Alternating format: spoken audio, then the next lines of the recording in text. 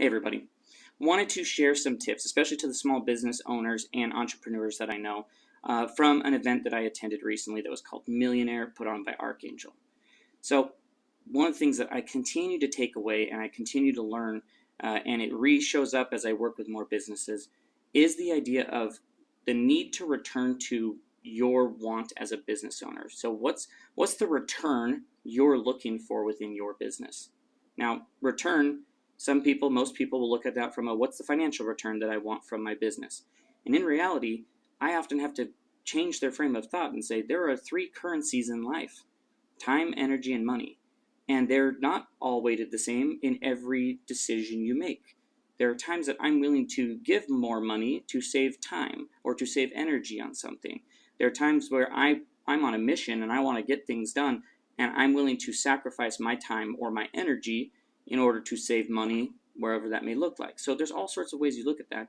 And so taking the time, as I've sat down with a lot of businesses recently and was at this event, and it just kept coming back to that you need to constantly remind yourself and check in and perhaps pivot or change what your return is from your business. What do you want to actually take away?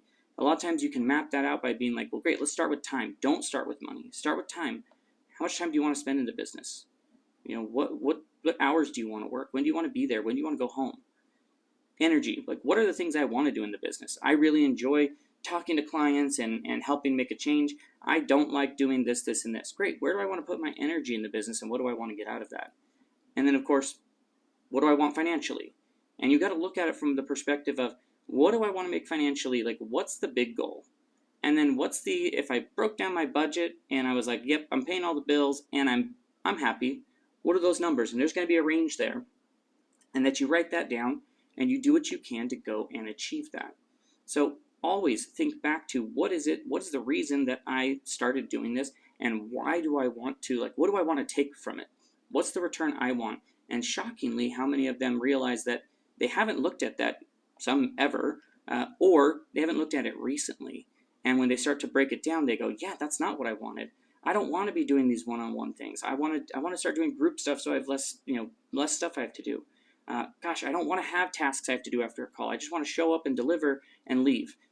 So whatever that may be, look at the return that you want, and then look at how you're running your business day to day, and then make the change. And then make sure you set a reminder for yourself every so often to go back and review that return.